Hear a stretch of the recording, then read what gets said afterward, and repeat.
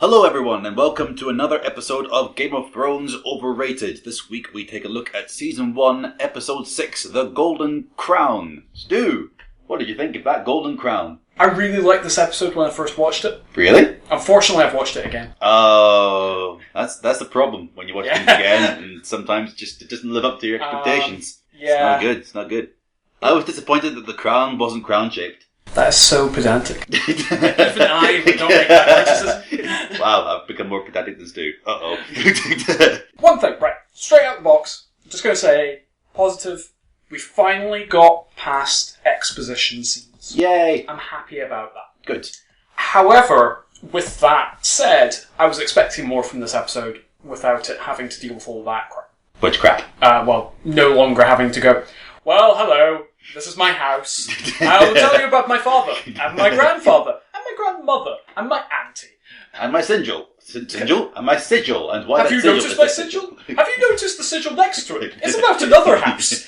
So, in case anyone doesn't realise, Stu doesn't like bad exposition. Who does? He really, really hates it. Like, really hates it. To be fair, I don't like it that much either. I like good exposition. Like, good exposition is good. Bad exposition is bad. I think there's a lesson we've learned from this series so far. Our insight. It's very deep. Get on to what starts the episode. And we're going to talk more about arcs now, since we're kind of in the middle of the series. Arcs, okay, cool. Because it's less scene-by-scene analysis is less useful at this point. Right. Because it's more about the ongoing arcs in the story, since it's a heavily serialized drama. Right. So Ned's pointless mission. Which one? The one he's given at the start of the episode. Because Rob basically makes this big thing of saying, right, you need to sort out your wife because she's gone and kidnapped Tyrion, which he does nothing. Yeah, he doesn't really do anything. He doesn't attempt to solve that issue, and then it solves itself without him doing anything.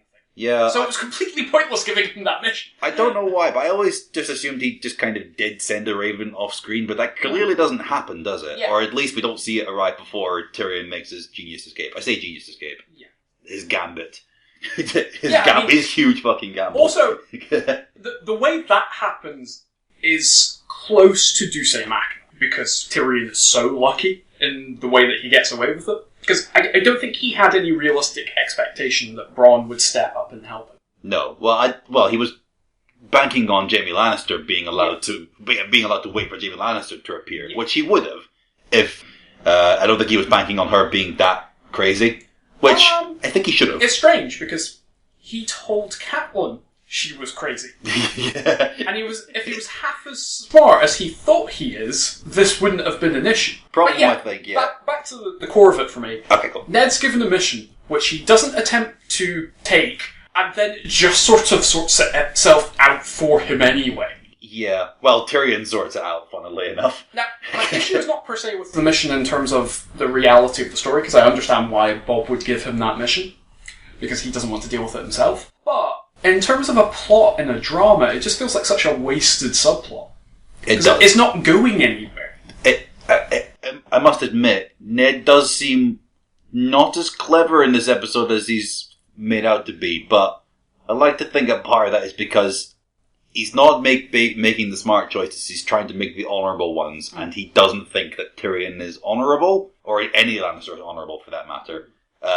Which is probably like why he went all out at the end and just went, okay, Gregor Cleane's destroying villages, let's fuck his shit up. Oh, also, let's drag in the head of the Lannisters as well, and get him to pay for his crimes as well. Mm-hmm. So I can appreciate why he's doing that, but I can also appreciate he's not very clever. Well, this brings me to my next point. Robb Stark and Ned Stark are dicks. Explain Robb Stark's dickishness. His scene with Theon. Theon's all like, right, we should do this and we should do that. And Rob's just like, well, fuck you, you're not a Stark. Which I hadn't noticed. It never got brought up before now.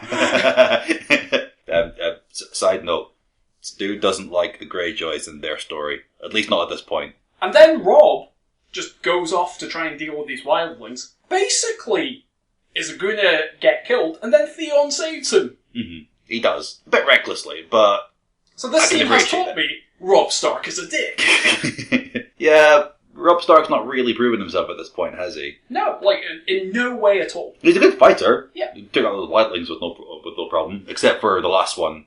Yeah. There was a stupid fight to get into, because he was like something like 3 on one outmatch. This kind of proves that the Starks are just a bit stupid, really. They might be honourable, but they're not very clever in the way they go about things. Because Robb almost got his brother killed. Ned is pretty much going to get himself killed by this point. Spoiler, if you don't already know. That actually brings me on to my point about not just Robb, but Ned being a dick. Ned would make a terrible king. He is on the throne for literally 2 minutes and declares war on the Lannisters. For honour, though. It's a massive overreaction. It's not very clever. Like I said, the Starks are not clever. They are all about honour, and I think it does make a lot of sense that the Starks should not be on the throne because they are incredibly hot-headed. And even Littlefinger's like, mate, you sure? Like, do you want to go to war over a village? There's perspective here. Yeah, that's the point where I kind of went, okay, Littlefinger is... Although, it's just the way Littlefinger is, though, in that scene. He's kind of going, yeah, but you're not very smart for doing that. Are you sure you want to do that? Are you sure? So, by that point, in that particular scene, I am on Ned's side. However, retrospectively... Take a step back from it. Ned is not being very clever at all. I mean, this isn't per se a criticism of how the show was made. It's more, is that the point? That the Starks are dicks? I think it's just the point that the Starks will go so far to put honour before anything else, even if it uproots everything that they've been working for. Yeah. And, yeah, like I said, I think it's George R. R. Martin just outlining how much honour can get you into trouble. The thing is, and I would agree on that for the most part when it comes to the Starks, that still doesn't explain Robb being a dick to Theon. I don't know why he is there either. He might just be worried about everything. Theon didn't do really anything to provoke it. No, but and it's very rare you can say that's the case. I think it's maybe Robb Stark's got a lot of pressure on him at the minute because it's just him at Winterfell running things, and he'll have some help from other members of the house. But I mean, don't get me wrong, Theon is giving him bad advice at that point. Yeah, he's giving him bad advice, but also Robb Stark he's not really that old. Yeah. And he's running everything by himself. He's probably feeling a lot of pressure. He's worried about his brother. He's worried about his mum and dad, who are both not there.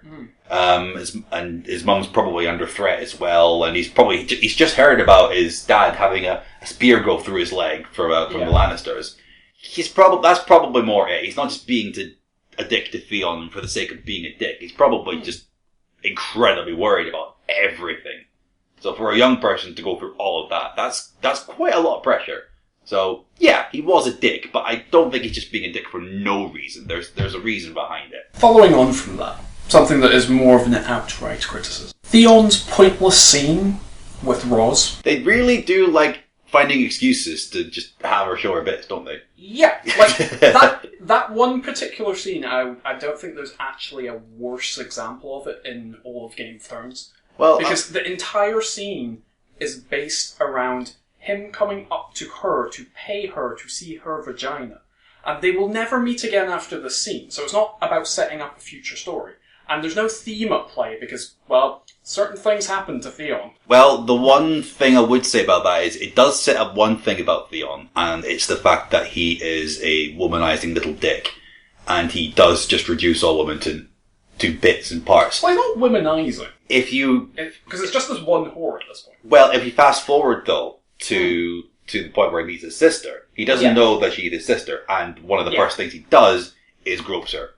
So, without even saying, "Hi, who are you? What's going on?" He just assumes that she's just another piece of flesh. So, I think that's maybe setting that up for him. But at this point, for anyone who's watching it for the first time, they're probably just going to assume, he's just a bit of a dick, really. But there's no real reason for that to be happening. Because it didn't really feel like his story between Ros, and they share about something like 3 scenes, really goes anywhere. And that's why it felt so gratuitous to me. It's not, I don't think it's their story in particular. I think it's more Theon's story, which, it's a shame for Ros, although she does go on to do things.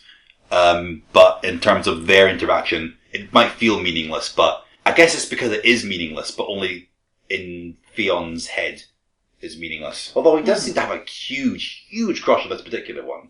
Yeah, and that's the thing, it's not something they ever go back to. Yeah. It doesn't become part of his character growth at all. He doesn't learn any lessons from it, which is why it, to me, feels so pointless. Like, it doesn't take him on a journey. It's just more, here's Theon doing things. It's not really relevant to anything.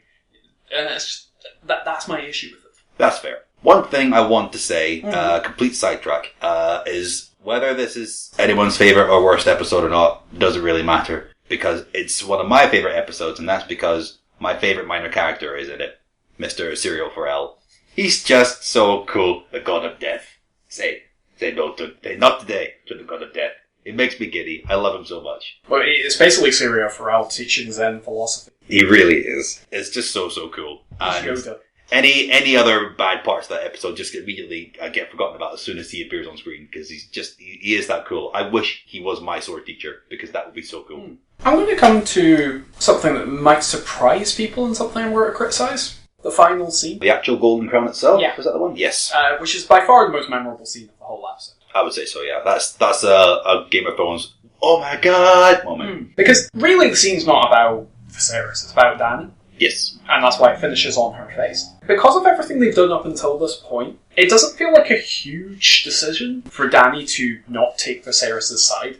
She's already not a number of times until this. I think she's kinda... It's not that she doesn't want to take his side, it's that he's still her brother, and so she still felt at that point, before, all the times beforehand, that there's still some blood link between her and him. And also, she doesn't feel like she's worth very much herself anyway. But that steadily changes, and she eventually starts to feel a lot more self-important, as she should, because not just because she's a Khaleesi and a queen, but because you see her several times surviving ridiculously hot temperatures, and there's already bits of evidence that Viserys can't, like when the horror the scene before, I think it's the episode before, pouring the hot candle wax on him, and he goes, "Ow!" like a little pussy. So I think that's more of the payoff is finally there. You're finally seeing Dany just cutting ties with him and just being like, nah, screw him, you've been addicted to me for the last time. And it's kind of a long time coming, even though it's only episode 6. So you would expect her to do something sooner, but I think it's because of her blood ties that she hasn't beforehand. I'm going to unpack this a little further. What does Dany want? At that point, I don't think she knows. I think she... And does she know at the start? Probably not. But she probably doesn't think she's allowed to want things. To me, that's kind of weak sauce, story-wise. Like, it feels that she's been treated more as an object, dare I say it, than a fully fledged character. Because I don't believe that Dany is so ground into the dust that she does not have desires. She probably does have dreams, but we can't really tell at that point. Well, that's the thing, the show doesn't communicate them to us. And I wish it did, because it would make me way more interested in this material. Well, he does eventually, start to. I think after this point, we definitely know what's clear, what she wants. We can tell that she wants a bit more power and a bit more of a chance at some kind of kingdom or queendom, given the fact that... But why does she want that? And that's the thing, that's what's difficult about this. Because, just describe to me Dany's journey in season 1, as briefly as you can. Okay. Dany's journey. She gets sold to a horse lord by her brother. Horse lord marries her, takes advantage of her. She sets into Stockholm Syndrome. She learns the customs of her people, starts to feel more self-important, and eventually kills her brother for being a dick. Well, actually, no. The husband kills the brother, but she just kind of lets it happen. She approves. Yeah, she quite enjoys it. It's been shown she could have stopped it if she wanted to. There's a point in the previous episode where she does. And by the end of the season, the husband is killed for reasons, and then she kind of has to be born in the flames or something. Yeah. It's weird arc, because it's hard to track her personal journey in it, in terms of where she goes from point A to point B to point C. It's more like things are happening to her, and she responds, which is just a weird way to set this up for one of your main characters. I suppose there isn't really a point in the season so far where she's kind of said, I want this. Although she said in the very beginning, I don't want to marry him. This scene at the end of this episode seems like a sort of classic midpoint of the story, where she's going to be a very different character from this point. But she's not really. The change isn't lasting in any, because that look in her eyes at the end of the episode, I thought was teasing, it's going to be way darker now, which is what I thought the first time I watched it. And then when I watched it the second time, I was like, well, I know for a fact it won't actually. This is a weird beat now in context. Okay. Particularly when you look at the journey she goes through in season 2, because she basically has to go through the exact same journey, where she starts off quite shy and innocent, and has to assert herself to get out of the situation. Yeah. Whereas in this season, she doesn't even assert herself. It's just magic that sorts out the situation for her. It does have to reset she does have to reset the button a couple of times when she's struggling to get power. Although she's coming from nothing. She's going to get setbacks. I think that's part of George R. R. Martin's realism in fantasy campaign, where it would make sense for you to not just constantly go on the up. She's going to have setbacks and lose soldiers and lose key members of her group, which I can appreciate is not the best in terms of story writing, and it makes her whole journey feel slow-paced, which I guess is why people don't like her journey as much, even in the later seasons, because you're just sitting there going, can you attack the Iron Throne now, please? Can you just go and take it now? Can you, instead of sitting on this pile of sand? Come on, just do something! Exactly. Do something! There's something that I want to come back to that you said there, realism. Dany's story is where some of the realism falls apart for me as well. Because in the first episode, the first scene of this episode, basically all the people are worshipping her because she had a horse's heart. Yeah, well, that's horses. A bit sudden. Horses are a thing for the Dothraki. Yeah. Eating the heart. It must be a thing. It's supposed to be something that all the Khaleesi's do. So why do they love Daenerys particularly? Because she's blonde and doing it. Yeah, when you start to unpack it is where the story gets weird and a bit creepy. Because, how does Dany get out of the situation at the end of season 1? She can survive the fire, and basically they worship her because of that. Because she is just born better. Ooh. And this is one of the parts where the realism for me starts to get weird as well.